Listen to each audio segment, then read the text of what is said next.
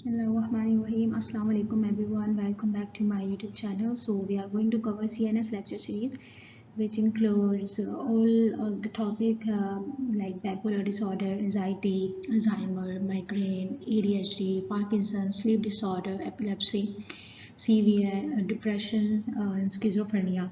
So our first episode. And before start the video, please subscribe my channel to get notification and stay tuned. So let's get started. Thank you. Parkinson's disease. It is a brain disorder where substantia nigra is damaged and failure to produce dopamine.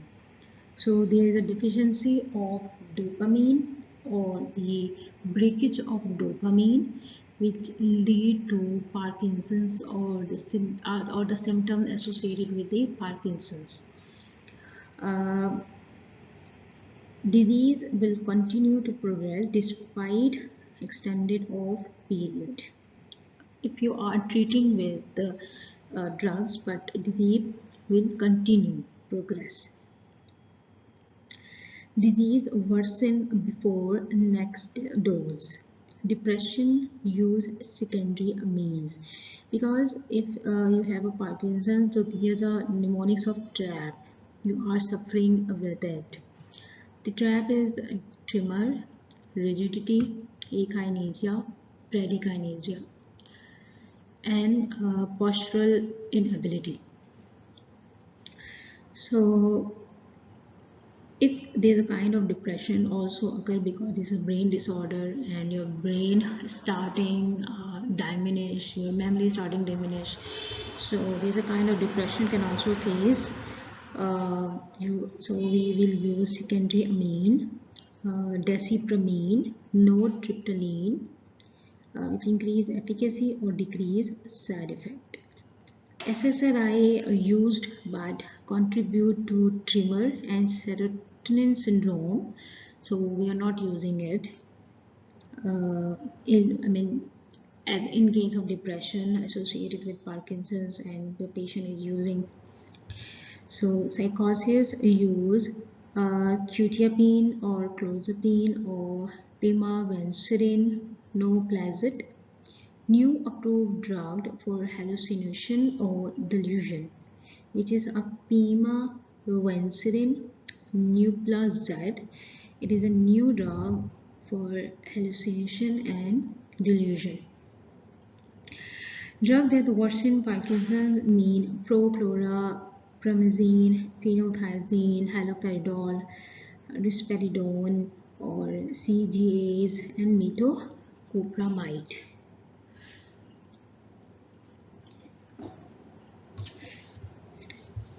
So motor function trap, as I told you, we use this. Bradykinesia, slow movement, akinesia, lack of movement, shaking or tremor, leg or trunk rigidity, and postural instability. Additional small cramped handwriting, bent over body, shuffling walk, muffled speech or drooling, salivation, depression and anxiety, which also lead after a long time when the patient is day by day unable to walk, speech, and doing his or her work without an aid. So this is lead to depression. First line, replace dopamine. Give dopamine precursor, agonist. Give to control symptoms like tremor. Amantadine use treating for tremor, which is dopamine, indirect dopamine agonist. MAOB inhibitors, which is also counting in indirect dopamine inhibitors, catecholamine, methyl transferase, OMT inhibitors, because these both are enzymes associated with dopamine degradation. If dopamine degrade, then it would use hydrogen ion or some cause of ion and free radicals, which lead to further damage of the neurons. So this is basically, so we trying to do is increase dopamine secretion or decrease dopamine damaging. So, okay. Also block levodopa metabolism and contraindication with dopamine drugs. Not recommended bromocriptine. Most effective is levodopa, which is a prodrug, carbidopa to prevent peripheral metabolism of levodopa, so we use in combination. Important to give right amount of carbidopa 70-100 curie to block metabolism causing excess side effect. Initial treatment in elder people should be carbidopa levodopa. Young usually give dopamine agonist to limit of periods and dyskinesia. Tremor dominant central acting anticholinergic bears avoid in elderly due to side effects. So basically, disease state pathology of Parkinson's disease is decreased dopamine and depigmentation of substantia nigra, loss of dopaminergic input to the basal ganglia, which is an extrapyramidal system and which controls the motor disability. So it is a neurodegenerative disease, and it's also called a shaking palsy. It's mostly affect the people who are more than 65 years of age. And if you talk about pathogenesis, then the loss of dopaminergic input to the basal ganglia, extrapyramidal symptoms. It is characterized by the distinct motor disability. Dopamine is produced by the neuron that project the substantia nigra to the neostigmatum and globus pallidus. So Lewy bodies are widespread and which damage these basal ganglia, spinal cord, brainstem, and sympathetic ganglia. So the cause is maybe the primary, which is idiopathic. You can't estimate which will be the cause. It may be the free radicals or exposure to toxic chemicals, or some genetic factors, or it's maybe the secondary cause. Secondary cause, it's which is known, which can be treated, which curable. And in secondary parkinsonism, maybe there's a involvement of the drugs which have contraindicated in Parkinson's patient. There's a cause of free radicals, infectious disease like encephalitis. Another cause include arteriosclerosis, degenerative CNS, and Wilson type disease. So what is the sign and symptoms which we have discussed? It is basically a trap, a tremor, resting tremor, maybe the action tremor. The kind of treatment in resting and action tremor are different. So remember this. There's a spin rolling tremor and the limb rigidity, akinesia, bradykinesia. It's like walking, eating, writing, talking, standing, all kind of difficulties patient facing. In gaze and postural syndrome, it's like a stoop flex posture. Change in mental status by the time if you are using drugs or not, but it lead to the change in posture. Unified Parkinson disease rating scale, which is called UPDRS. It is a monitor a disease progressing scale, and which mostly use. Okay, the disadvantage of this scale, you can't estimate the rating. It's maybe the time of tremor or not. So this is the cross disadvantage of the evaluating using this scoring system. But if the patient part 1, okay, in which evaluation of mentation, behavior and mood, part 2 of the scale is self-reported evaluation of daily activity, which is called ADL. Part 3 clinical score, motor evaluation. And if rating is 0 to 4, to 0 means normal performance, 4 is severely impaired performance. Then 6 is Johann Jahrt's, there is also another scale, and there's Schwartz and England aerial scale, which is also a scale to measure aerial activity. So if you're talking about this scale, which is Ewing, yes, here there's a 1, 0, 1, 2, 3, 5 stages. It's all depends on the progressive aids the patient require and the help required by the patient or the postural changes. By time it requires more aid. In scale 5 it requires aided for changing his clothes or for everything. So there is a diagnosis which we can do PET, SPAT, CTD, or other investigation tool examine all function, detection of oligometric alpha synuclein in blood protein with Parkinson's patient. So there's a treatment, obviously there's a treatment of non-drug treatment, nutritional treatment, and obviously a drug treatment. So it is basically Parkinson disease is treated by non-pharmaceutical and pharmaceutical. If you're talking about non-pharmaceutical in early stage, the education, support, exercise, nutrition. In non-pharmacological treatment, if the patient is more than 60 or less than 60, if more than 60, then we give sustained release carbidopa, levodopa. Inadequate response, IGA, then we switch to immediate release carbidopa, levodopa. Then inadequate response, add dopamine agonist. Disable side effect, then you can go for a surgery. If there is no side effect, then decrease dopamine dose, so dopamine agonist, or add clozapine. If the patient is less than 60, supportive care, amantadine, anticholinergic, and Saligan. If amantadine and anticholinergic is not enough, switch dopamine agonist. If not enough, sustained release levodopa, carbidopa. If inadequate, then you can go for surgery or use amantadine and anticholinergic both.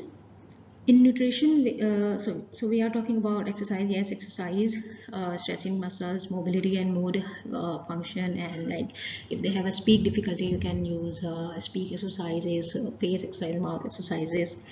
Nutrition, obviously, the patient require because it can may lead to constipation and these kind of disease maybe develop to the patient.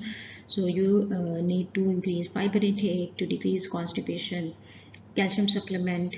Excessive protein can be erratic response to levodopa, so try to maintain the protein intake. And role of antioxidant is very good, so we should add vitamin E in their therapy also.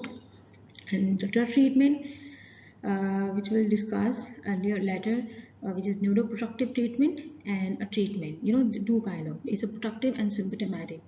If you're talking about protective treatment, this is a kind of treatment.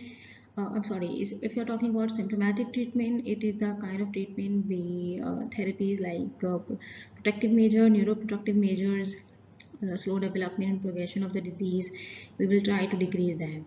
So if neuroprotective treatment like MOBs, vitamin E, and decrease oxidative stress by dopamine turnover decreasing, anticholinergic in resting tremor, dopamine, carbidopa, levodopa, direct acting dopamine, bromocriptine, indirect acting dopamine. Bromocriptine is not recommended, so this is not recommended. Indirect include decreased reuptake of dopamine, amantadine, decreased metabolism, which is salicylic. Drug therapy for treating associated symptoms like depression, TCAs, beta blockade for active tremor, benzodiazepine, primidone medication, inaction tremor, antihistamine, sweating condition, and with okay. So general principle of if you are using antihistamine like diphenhydramine, which anticholinergic drug is used for symptomatic relief of mild tremor, but they have a side effect in the CNS. General principle of drug therapy: low dose, and by time we should titrate it up. If dose is causing serious side effect, then it lead to second drug or decrease their dosage with the quantity. and we should go for a symptomatic treatment. So definition concerning about therapy, which is dyskinesia, dystonia, and on-off effect, end-of effect, drug holiday, and physical rehabilitation. Oral facial dyskinesia, dystonia, these are oral facial movement decreased, and off period dystonia, there's a kind of dystonia which is peak dose biphasic dyskinesia, off period dystonia. It is add memantine performs surgery if peak dose. It is due to the dose of the drug. If you are using drugs, some drugs in this patient, and if you just withdraw these drug or stop this using of drug, then there's a kind of dyskinesia and dystonia could occur. So in case of peak dose, then you should go for a release, sustained release preparation, COMT inhibitors, and amantadine perform surgery. If biphasic dyskinesia, you have to go for a COMTD, amantadine, but you are not going to perform surgery. If off period dystonia, then decrease L-DOPA dose, increase dopaminergic dose, or if on-off effect, then use entacaptone, dopamine agonist, amantadine, salicylic, and dose effect. So you should go for L-DOPA therapy, sustained release formulation of L-DOPA. Single dose, we should titrate, divide it in single dose into different dosage. So drug holiday, it is a kind of in which dopamine receptors is down regulation can occur. So physical rehabilitation, psychological rehabilitation, which the patient also needed, and secondary side effects of Parkinson's include cardiovascular, gastro, genitourinary, and central nervous system. So this is the kind of side effect could occur, and if you are using known levodopa related disabilities, which is include motor function, which by time lead to more serious, and you can use direct acting dopamine, or if you can use, then going to use glutamate antagonist, and miscellaneous disabilities, urinary urgency, you can use oxybutynin, urinary retention, you can go for apomorphine, constipation, fiber, polyethylene glycol, tenesmus, clonazepine, apomorphine, hypersalivation condition, antihistamine, anticholinergic, dysphagia, liquid levodopa you can use if the problem in difficulty in sweating you can use a beta blocker, which is propranolol, anticholinergic agents, nightmare you can amitriptyline, and clozapam, which is benzodiazepine, panic attack, levodopa, amitriptyline, orthostatic hypertension, domperidone, desmopressin, dysphonia, reduce levodopa dose, or speech therapy if there's a problem in speaking problem, pain, amitriptyline, and fluvoxamine. So this is all about the brief introduction about Parkinson's. We will go for a specific drug treatment about Parkinson's in the coming video.